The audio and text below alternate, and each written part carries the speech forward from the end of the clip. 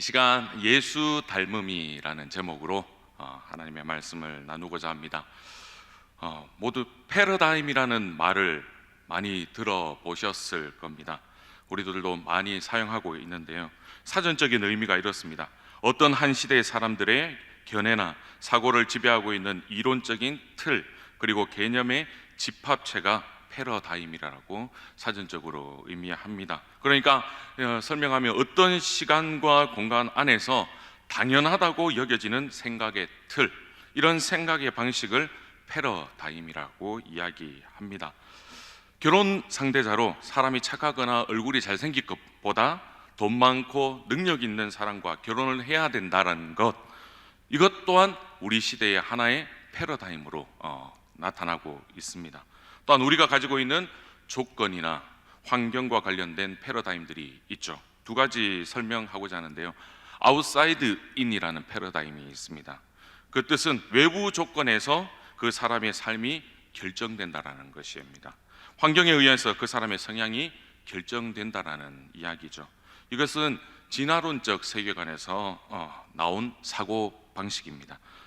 아메바로부터 사람에 이르기까지 온 그 진화의 과정, 환경에 따라서 계속 진화되는 것이 바로 아웃사이드 인 패러다임을 이야기하고 있습니다.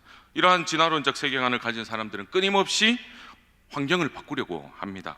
사회 체제에서도 사회주의로 가면 모두가 잘 살 거야, 아니야, 민주주의로 가면 더 행복하게 될 거야.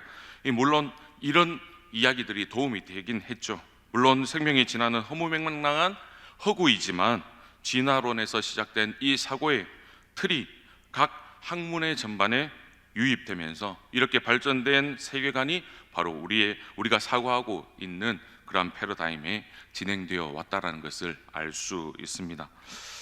러시아 생리학자 파블로프 아시죠? 많이 들어보셨을 겁니다. 조건 반사를 연구한 사람인데요, 이 사람이 개에게 실험을 했습니다.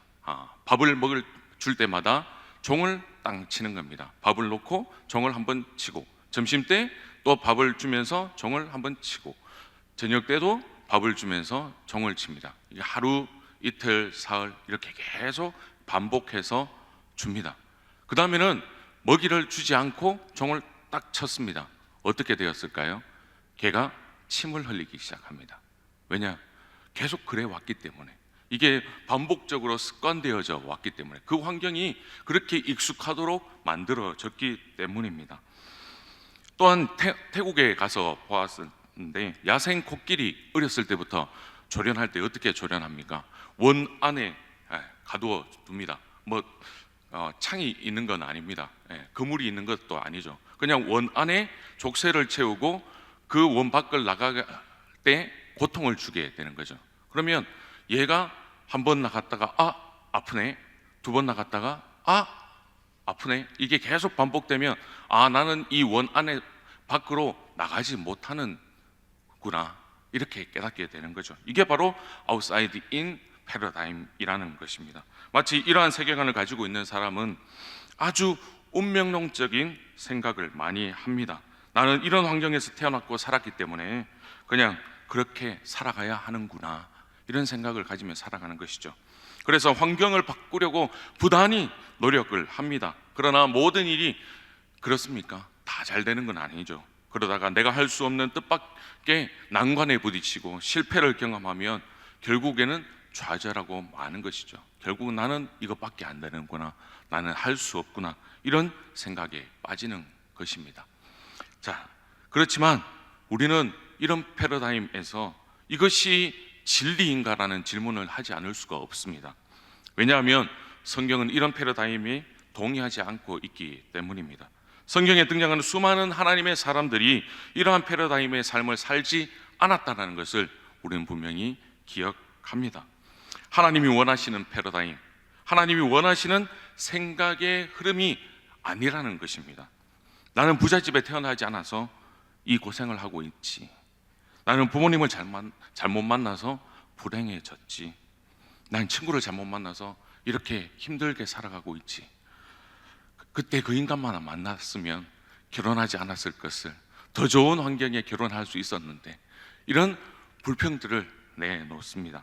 이런 생각의 흐름이 과연 우리 하나님께서 우리에게 주신 생각일까? 건강한 생각일까? 이것이 과연 바람직한 성경적인 생각일까? 한번 생각해 보게 됩니다. 그 답은 분명합니다. 절대 아니다. 그렇다면 성경이 제시해주고 있는 바람직한 패러다임은 무엇인가? 인사이드 아웃 패러다임입니다. 인사이드, 아까는 뭐였습니까? 아웃사이드 인 패러다임이죠. 인사이드 아웃 패러다임은 안에 있는 내면으로부터 환경이 변화된다고 여겨지는 것입니다. 저와 여러분은 어떤 환경에 대해서, 이 환경에 대해서 어떻게 반응하고 계십니까? 아웃사이드 인 아니면 인사이드 아웃입니까? 이 질문은 그리스도인으로서 우리는 어떻게 반응하는 것이 올바른지에 대한 질문을 포함하고 있습니다. 이 답을 찾기 위해서 먼저 예수님은 어떻게 반응하셨는가에 대해서 한번 살펴보면 좋겠습니다. 첫 번째, 예수님은 사람들의 환호나 인기를 의식하지 않으셨다라는 겁니다. 환경을 의식하지 않으셨다라는 겁니다. 우리들은 흔히 사람들의 열광적인 환호에 우리의 중심이 흔들리기 마련이죠. TV에서 봤는데 어떤 한 연예인이 이런 말을 하더라고요. 자기 주변에서 소위 딸랑딸랑 자기에게 아부하고 아첨하는 그 사람들에게 엄청 돈을 썼다라는 겁니다. 잘 될 때. 근데 자신이 폭망하고 아무것도 가진 것이 없었을 때 그 사람들은 흔적도 없이 사라졌더라, 이렇게 이야기하고 있습니다.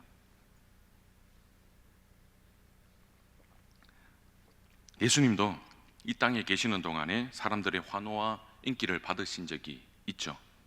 성경에 여러 곳에 많이 기록되어 있는데요. 마가복음 3장 7절 8절을 한번 보십시오. 예수께서 제자들과 함께 바다로 물러가시니 갈릴리에서 큰 무리가 따르며 유대와 예루살렘과 이두메와 요단강 건너편과 또 두로와 시돈 근처에서 많은 무리가 그가 하신 큰 일을 듣고 나오는지라. 마치 요즘으로 말하면 BTS가 된 것처럼 인기가 상승했습니다. 급상승한 거죠. 사방에서 모든 사람들이 예수님의 소문을 듣고 찾아올 정도로 인기 있는 분이 되셨습니다. 저도 한번 이런 상상을 해보면서 목사로 세워주셨는데, 어렸을 때 제 경험으로는 부흥 강사님이 안수를 딱 하면 바로바로 일어서고 낫는 그런 경험들을 많이 봤었거든요. 저도 이것을 보면서 나도 예수님처럼 한번 해봤으면 좋겠다. 요즘 같아서 저희 지역에 편찮으신 분들이 많아요. 그래서 안수를 해드리는데 안수만 하기만 하면 벌떡벌떡 일어나고 암이 없어지고 다 깨끗하게 되었습니다, 이렇게 고백되어지는 그런 역사들이 제 사역에도 있었으면 좋겠다라는 생각이 들면서 되게 부럽더라고요. 여러분들도 마찬가지일 겁니다. 이런 것들이 아니더라도 내가 관심 받았으면 좋겠다, 내가 잘 되어서 많은 사람들의 시선에 내가 중심이 되었으면 좋겠다, 이런 생각들이 많지 않습니까?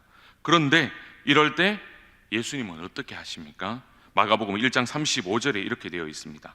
새벽 아직도 밝기 전에 예수께서 일어나 나가 한적한 곳으로 가서 거기서 기도하시더니, 예수님은 그런 무리를 피하시고 언제나 기도의 자리로 나아가셨습니다. 환경이, 그리고 주변 사람들이 그분의 마음과 삶의 중심을 좌지우지 못했다라는 거죠. 예수님은 사람을 기쁘시게 하는 분이 아니시기 때문입니다. 철저하게 하나님이 이끄시는 그 사명을 담당하기 위하여서 그 하나님 앞에 집중하고 하나님 앞에 기도하는 자리로 나아가고 계셨던 것입니다. 두 번째로 예수님은 환경과 상관없이 죽기까지 순종하셨다라는 것이죠. 첫사람 아담에게 하나님이 온갖 좋은 환경들을 주셨습니다. 에덴을 주시고 또한 하나님처럼 살 수 있게 하셨습니다. 하지만 그는 그렇게 하나님 사랑하기를 좋은 환경에서도 하나님 앞에 어떻게 했습니까? 불순종했습니다. 단 하나의 문제는 무엇이냐? 그가 하나님이 아니었다라는 것에 있었습니다. 그것에 대한 불만족이 아담에게 끊임없이 자리 잡고 있었다는 것이죠. 이 불만족을 누가 심어주었습니까? 바로 사탄이죠. 사탄 자체가 그런 존재이기 때문에 그렇습니다. 하나님이 지으신 천사의 위치에서 만족하지 못하고 스스로 경배받는 자가 되기 위해서 그는 사탄이 되었습니다. 따라서 사탄은 존재 자체가 불만족으로 가득한 존재라는 것이죠.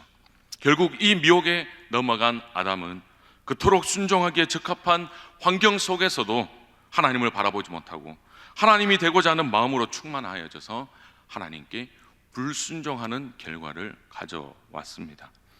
이처럼 아담이 첫사람으로서 우리 모두를 대표하여 하나님께 불순종하고 그 후 우리 모든 인생이 죄인의 길을 걷게 되었다면 예수 그리스도는 이와 반대로 순종의 모범으로 우리 모두의 대표가 되셨습니다.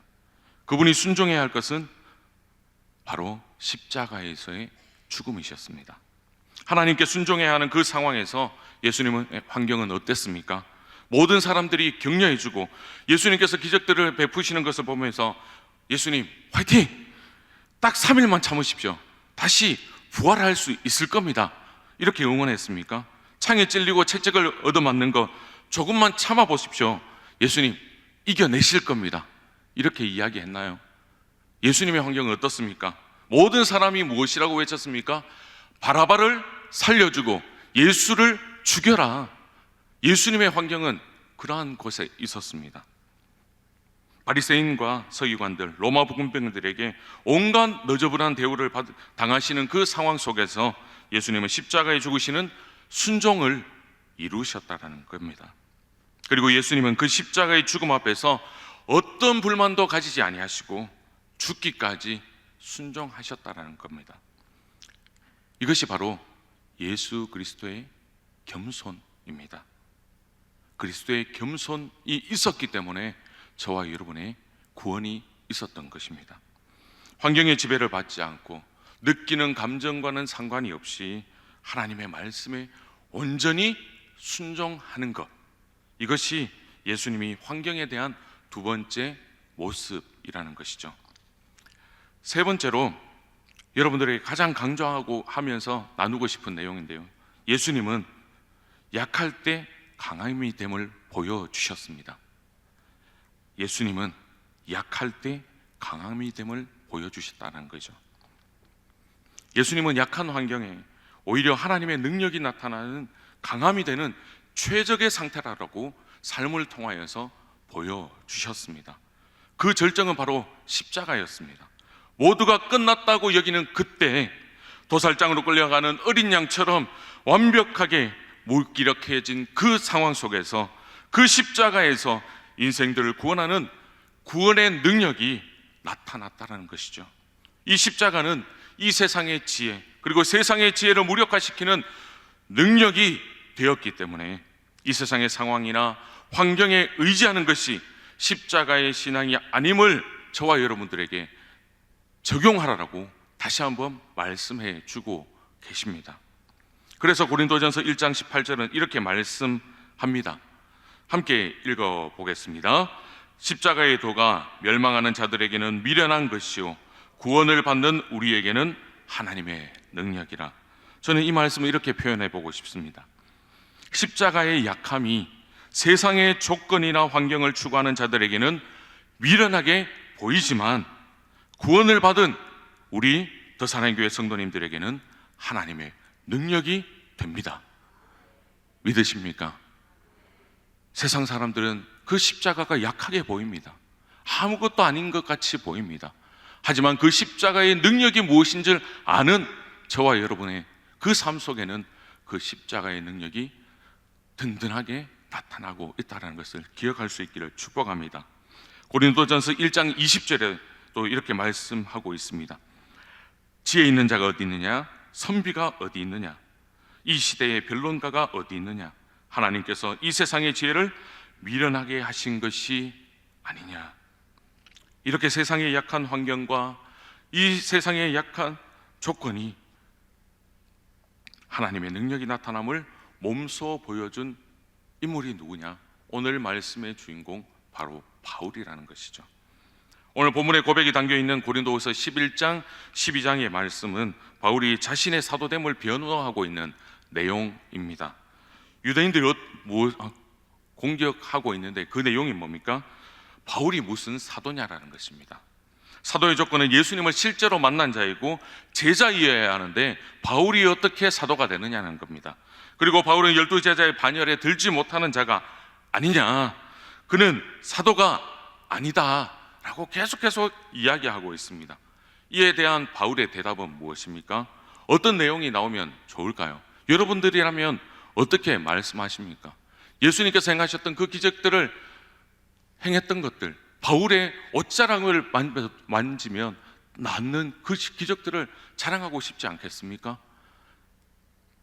사도행전을 보면 이런 내용이 나옵니다. 바울의 3차 전도 여행 중에 에베소 지역에 갔었을 때 사도행전 19장 11절 12절 말씀인데요, 하나님이 바울의 손으로 놀라운 능력을 행하게 하시니 심지어 사람들이 바울의 몸에서 손수건이나 앞치마를 가져다가 병든 사람에게 얹으면 그 병이 떠나고 악기도 나가더라. 얼마나 기이한 일입니까? 예수님처럼 기적을 행한 그 기적 아닙니까?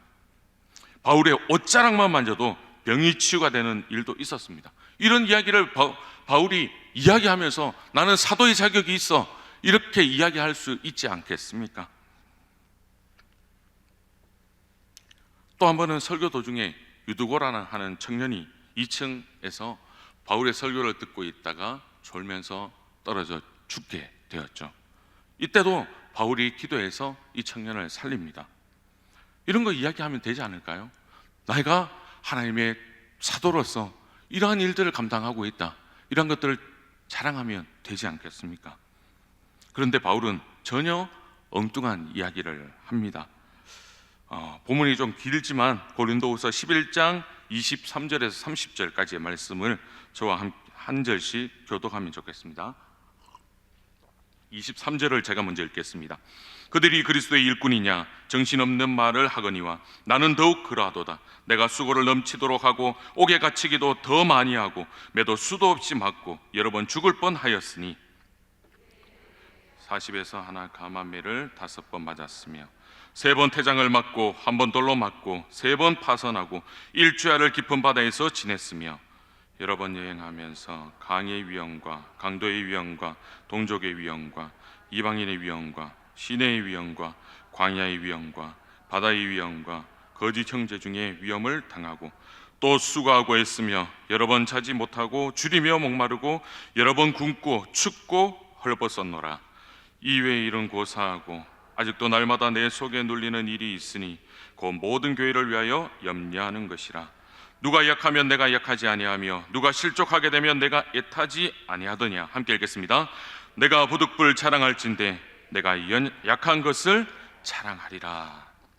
내가 굳이 자랑해야 한다면, 내가 사도라는 것을 굳이 증명해야 한다면 해보겠다. 나는 이렇게 고통당하고 어려운 환경 속에서 살고 있다. 40에 하나 감암매를 5번이나 맞았다. 옥에 갇히고 여러 번 죽을 뻔하고 강도의 위험과 광야의 위험 등 이루 말할 수 없는 고통스러운 환경 속에서 나는 살아갔다. 나는 너무 약하다. 나는 이렇게 약한 존재다. 바울은 이것을 이야기하고 있는 것이죠. 그리고 바울은 다시 말합니다. 여기에 하나 더 붙여볼까? 나 사실 병도 가지고 있다. 이런 이야기를 합니다. 고린도후서 12장 7절 8절입니다. 함께 읽겠습니다.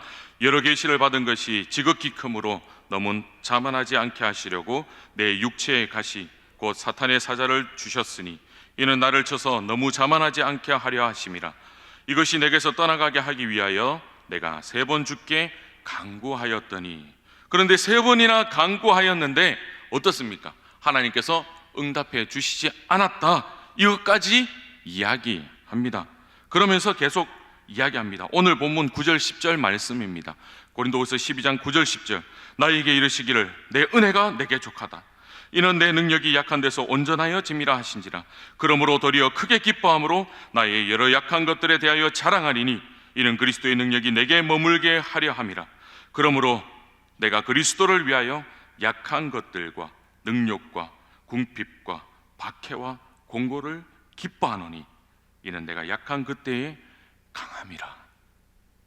그리스도의 능력이, 그리스도의 그 강함이, 부활의 능력이 약한 그때에 강하기 때문이다.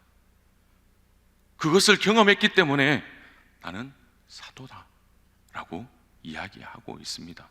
내가 잘나서가 아니라 내가 약하기 때문에, 내가 약할 때 그리스도의 능력으로 내가 살아갈 수 있었노라라고 바울은 이야기하고 있습니다. 그분의 능력은 우리가 약할 때, 사방이 완전히 막힌 극한의 상황이 되어서 우리가 의지해야 할 분이 오직 하나님밖에 없을 때 완전히, 더욱더 완전히 우리에게 나타난다라고 바울은 고백하고 있는 것입니다. 그것을 바울은 자랑하고 있습니다. 사랑하는 성도 여러분, 우리 환경에 절망이 있다면 그것이 하나님의 절망은 아니라는 것을 기억할 수 있기를 바랍니다. 우리에게 낙심과 절망의 그 순간이 하나님의 능력이 나타나는 최적의 상황이라는 것을 다시 한번 기억할 수 있기를 축복합니다. 우리가 끝이라고 생각하는 그 순간이 하나님에게는 시작되는 순간이라고 믿으실 수 있기를 바랍니다. 꽃샘추위가 따스한 봄에 전령임을 안다면 누가 겨울의 마지막 시샘을 두려워하겠습니까? 또한 여명의 깊은 어두움 가운데 있는데 밝아오는 아침에 그것이 증거라는 것을 안다면 누가 지나가는 밤에 마지막 질투를 두려워하겠습니까? 변화하는 환경에 의해서 조건반사를 보이고, 그리고 하나님을, 그 환경에 따라서 하나님을 떠났다가 괜찮아지면 하나님 앞에 오는 그런 우왕좌왕하는 인생이 아니라 하나님의 말씀에 전적으로 조건반사하며 바울급의, 이 바울이 고백하는 것처럼 바울의 고백이 넘쳐나는 삶을 살아갈 수 있기를 축복합니다.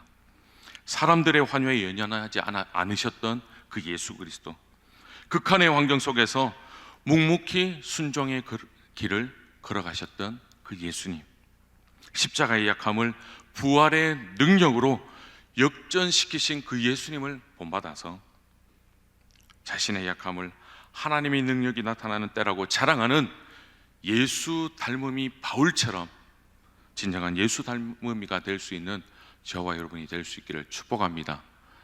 여러분들의 상황이 힘들 줄 압니다. 하지만 무엇을 자랑해야 할까요? 주님 앞에, 주님, 저 약합니다. 아무것도 할 수 없습니다. 하지만 내 안에 계신 하나님이 계시기에, 예수 그리스도의 그 십자가의 능력이 내 안에 있기에 나는 묵묵히 그 길을 걸어갑니다. 하나님, 일하여 주시옵소서. 승리하게 하여 주시옵소서. 치유하여 주시옵소서. 회복시켜 주시옵소서. 그래서 예수 닮음이가 되어서 하나님의 기쁨이 되어 줄 수 있는 나의 인생, 나의 자녀들, 나의 가정들이 되게 하여 주시옵소서.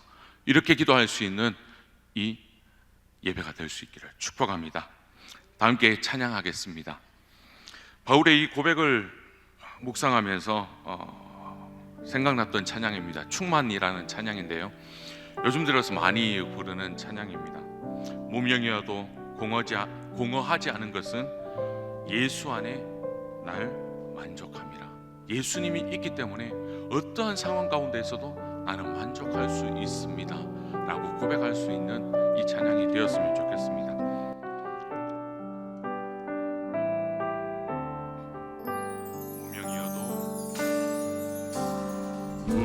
무명이어도 공허하지 않은 것은 예수 안에 날 만족함이라. 가난하여도 부족하지 않은 것은 예수 안에 오직 나는 부요함이라. 고난 중에도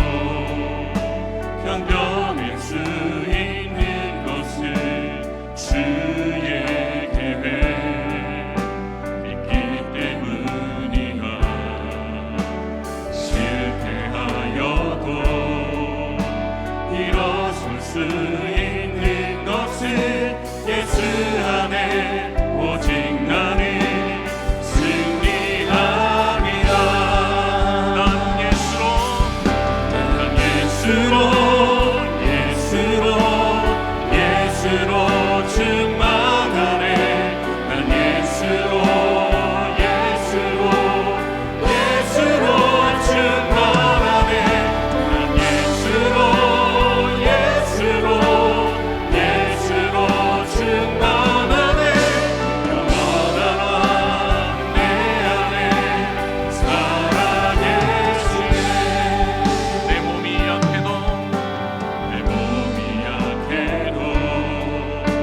근심하지 않는 것을 예수 안에 난 완전함이라. 아멘. 화려한 세상 부럽지 않는 것을 난 예수로 충만함이라. 고백하겠습니다. 난 예수로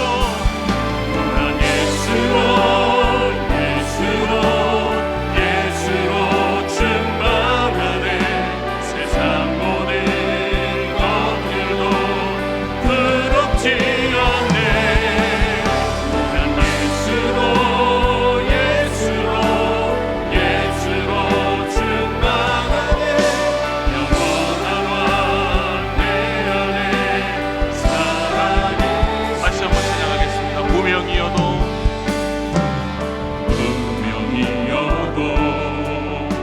포함하지 않는 것을 예수 안에 난 만족함이라.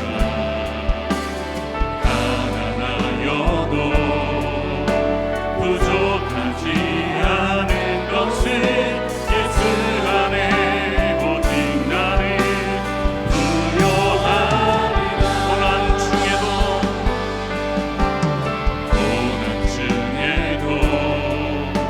편견에 쓰이는 것을 주의 계획 있기 때문이라. 실패하여도 일어설 수 있는 것을 예수 안에 오직 나를 승리함이라. 아멘. 난 예수로